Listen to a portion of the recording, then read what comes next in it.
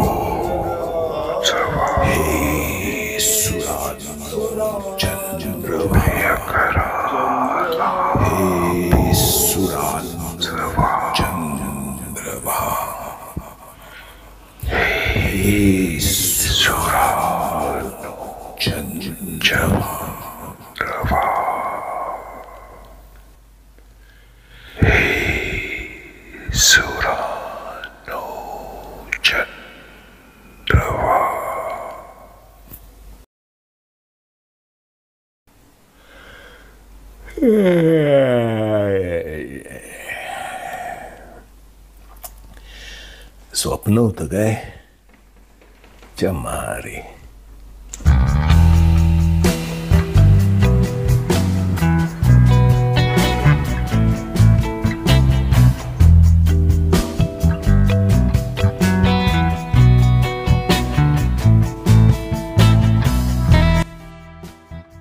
आई माझ्या आधीच उठली.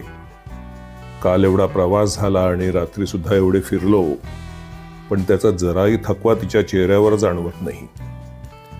कार्यरत राहिल्यामुळे माणूस उत्साहवर्धित होतो असे म्हणतात, त्याचे हे उदाहरण असावे. आता एखाद्या आळशासारखा हळूहळू नाश्ता करावा. नाश्ता करण्याची ती एकच पद्धत, शास्त्र असतं ते.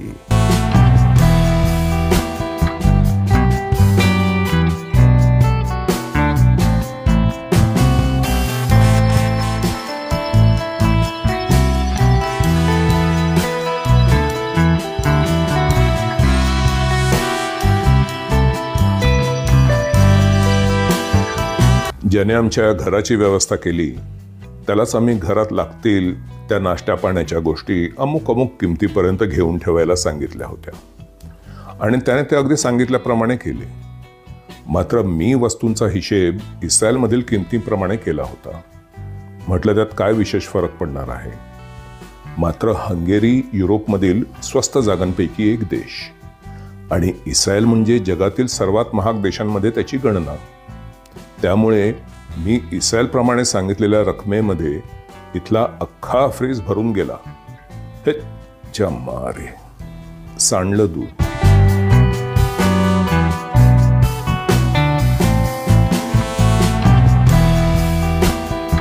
नाश्ता जरी चालू असला तरी माझ्या डोक्यामध्ये रात्री पडलेल्या स्वप्नातील त्या हंगेरियन परीचे विचार सतत चालू होते.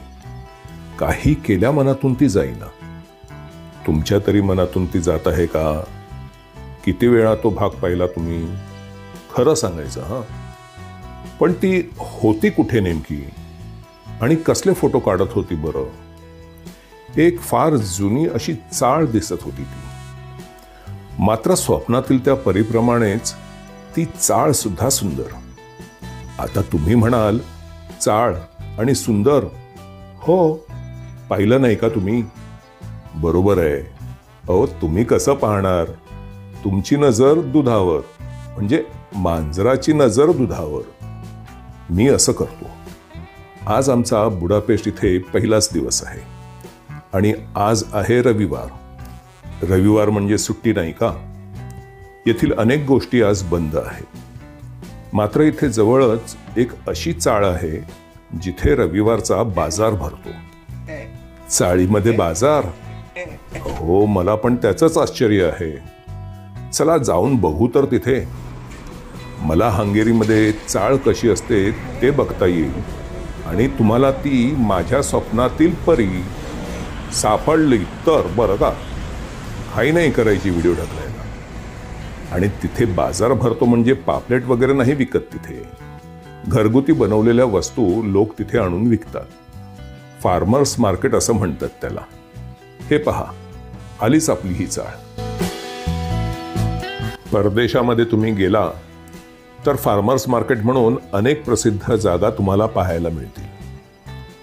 अशा जागा म्हणजे फार्मर्स मार्केट हे केवळ खरेदीसाठी म्हणून नव्हे, तर सुट्टी साजरी करण्यासाठी आणि मित्रांबरोबर गप्पा टप्पा रंगवण्यासाठी स्थानिक लोक इथे येतात. त्यानिमित्ताने खरेदी होतेच, मात्र त्याशिवाय नवीन नवीन गोष्टी सुद्धा पाहायला मिळतात. नवीन व्यावसायिकांना आपले नवीन उत्पादन गिराईकांसमोर शोभित करण्यासाठी ही सुवर्ण संधी. म्हणजे दुकान वगैरे भाड्याने घेण्याआधी गिराईकांचा आपल्या वस्तूंबद्दल काय अभिप्राय आहे हे प्रथमदर्शनी व्यावसायिकाला कळून चुकते. आनंदी आणि निवांत वेळ घालवण्यासाठी लोक येणार म्हणजे अशा ठिकाणी दारूचे गुत्ते आलेच. मराठीमध्ये बार म्हणता ना तुम्ही त्याला. फक्त इथे एक माळा चढून कोणाला दिसणार नाही असे चोरून पिण्याऐवजी उघडपणे, मोकळ्याने आणि खास म्हणजे भांडण, वाद आणि मारामाऱ्या न करता पितात. आता मुंबई पुण्यासारख्या शहरामध्ये सुद्धा फार्मर्स मार्केट या नावाखाली व्यवसाय आले असावेत. आई चाळीच्या पहिल्या माळ्यावर चालली आहे. पायऱ्या चढायला तिला फार कठीण आहे, मात्र बरं जमवून घेत आहे. पायावर जास्त ताण येऊन सांधे धरले नाही म्हणजे झाले. उतार वयात माणसाने चालावे भरपूर आणि ते आवश्यक सुद्धा. त्याने स्नायूंना बळकटी येते, मात्र सांध्यांना औषध नाही. ते एकदा जुने झाले की झाले. यासाठी म्हणून धावण्याचे आणि उडी मारण्याचे प्रकार या वयात करू नये. अरे, मी या जागेला चाळ म्हणत आहे, त्याबद्दल तुम्ही काही बोललाच नाही. बरोबर आहे, तुम्हाला काय पडलंय हो चाळीचं? तुम्ही तर मांजर बघायला आलात ना. दिसेल हो दिसेल. बरं, जागा तरी हीच वाटत आहे मला. सकाळी घरी पोट भरून नाश्ता केला ती एक चूक झाली. इथे कित्येक नवीन नवीन खाद्यपदार्थ आहेत. परदेशात आपण फिरायला जातो तो निव्वळ तेथील दृश्य पाहण्यासाठी नाही, तर अशी नवीन जागा आपण अनुभवतो. आणि अनुभव यामध्ये नवीन देशातील नवीन खाद्यपदार्थ सुद्धा आले.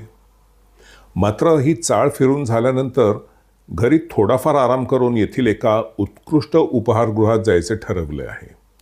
याच रस्त्याला आहे ते. परदेशात फिरायला जाताना मध्यवर्ती जागेत राहण्याचा हा सर्वात मोठा फायदा. आपला प्रवासाचा मौल्यवान वेळ तो वाचतो. अर्थात मध्यवर्ती ठिकाणी जागा महाग असतात, मात्र संपूर्ण सहलीवर आपण इतका पैसा खर्च करतो, त्याला आपण एकूण फिरलेल्या तासांनी भागले तर मग फुकटच्या प्रवासात गेलेल्या तासांचे मौल्य आपल्याला कळते. बघा पुढच्या वेळी तुम्ही हिशेब करून.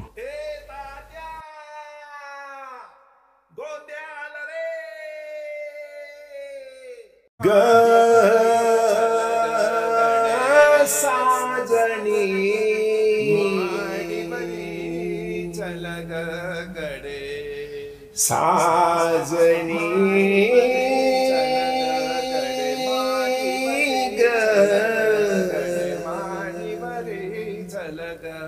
ग साजनी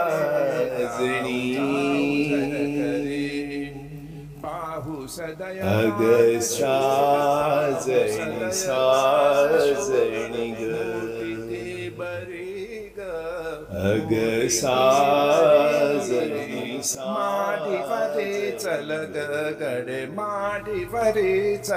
मन विचलित झालं हो माझं. घरी जाऊन जोरदार दंडबैठका काढल्या पाहिजेत. अहो, ही चाळ दाखवण्यासाठी म्हणून शक्कल लढवली होती मी. केवळ चाळ बघायची म्हणून तुम्ही इथे आला असता का? नाही, तसं मी तुम्हाला या चाळीबद्दल मुद्दाम उशिरा सांगत आहे. म्हणजे तुम्ही या जागेचा आणि येथील वातावरणाचा आधी थोडा अनुभव घ्यावा. बुडापेस्टमध्ये मध्यवर्ती भागात सर्व जुन्या इमारती आहेत. सर्व प्रमुख शहरांमध्ये असेच असते. बुडापेस्टमधील या रहिवाशी इमारती इतक्या सुंदर आहेत, मात्र या सर्व येथील एकेकाळच्या चाळी आहेत. अनेक देशांमध्ये चाळी जुन्या झाल्या की सहसा त्या जागी उंच टोलेजंग इमारती उभारल्या जातात. काही देशांमध्ये त्यापैकी काहींचे जतन केले जाते. एकेकाळी चाळीकडे न भुरकटलेली माणसे कालांतराने एकेकाळी चाळ कशी होती असे पाहण्यासाठी अशा जतन केलेल्या चाळी पर्यटक म्हणून फिरायला जातात. बुडापेस्टमध्ये मात्र कलात्मकता साकारून अशा जुन्या चाळींना निव्वळ जतन न करता वेगवेगळे रूप दिले आहे. काही ठिकाणी तिथे कलेची दुकाने वसवली आहेत. काही ठिकाणी चाळीच्या आतील आवाराचे सुंदर उपहारगृहात रूपांतर केले आहे. अशा वेगवेगळ्या चाळी आपल्या पुढील वास्तव्यात आम्ही पाहायला जाणार आहोत. त्यापैकी ही एक.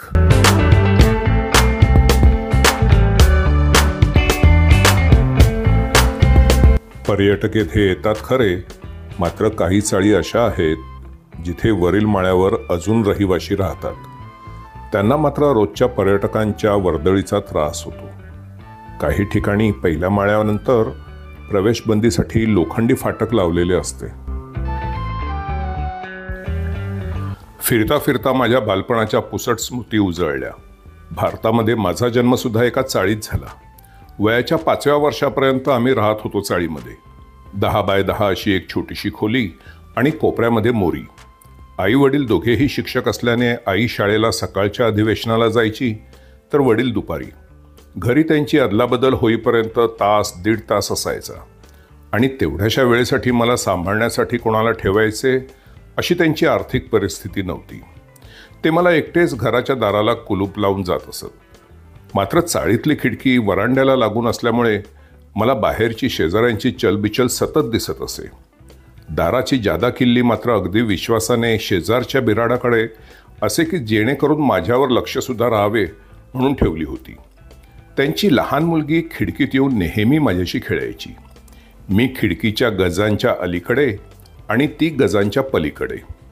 त्यामुळे मी एकटा कोंडलेला असा भास मला कधीच झाला नाही.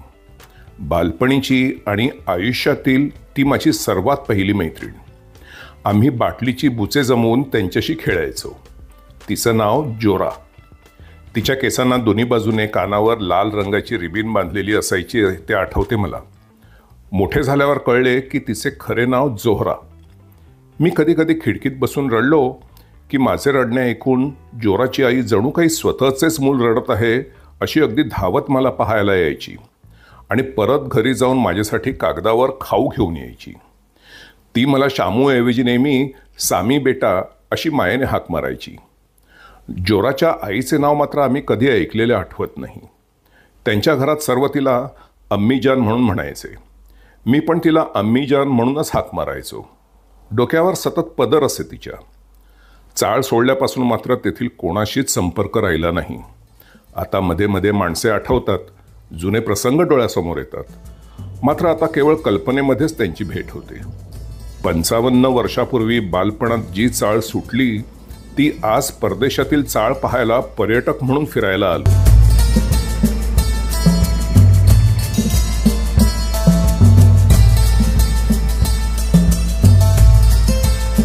अहो, काय जुन्या चाळी आणि जुन्या आठवणी घेऊन बसले आहात. छोडो यार. आम्ही घरी जाऊन तासभर पाठ टेकली. हे पोटावर उपडे झोपणारे असतात ना, ते सुद्धा पाठ टेकली असेच म्हणतात. आईसाठी एका चांगल्या उपाहारगृहात टेबल मागवलाय. आज पार्टी आहे आमची, पार्टी. पार्टी हा शब्द नुसता ऐकल्याचा जेवढा आनंद मिळतो तेवढाच आनंद मिळेल असा कोणी शब्द पार्टीऐवजी मराठीत बनवला तर त्याला महाराष्ट्र शासनातर्फे एक मोठी पार्टी मिळावी. माहिती आहे हो, सोहळा हा शब्द आहे मराठीमध्ये. पण सोहळा म्हटलं म्हणजे फरसाण, केळं, शिरा या गोष्टी डोळ्यासमोर येतात. हे ती काय पार्टी नाही. ए मॅडम साईड, मॅडम साईड.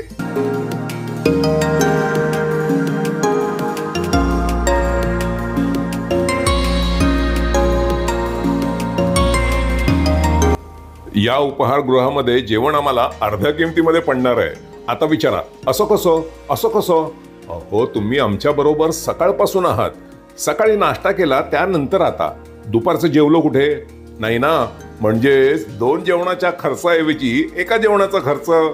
झाली की नाही 50% सवलत. याला म्हणतात आर्थिक नियोजन. चिअर्स भाऊ.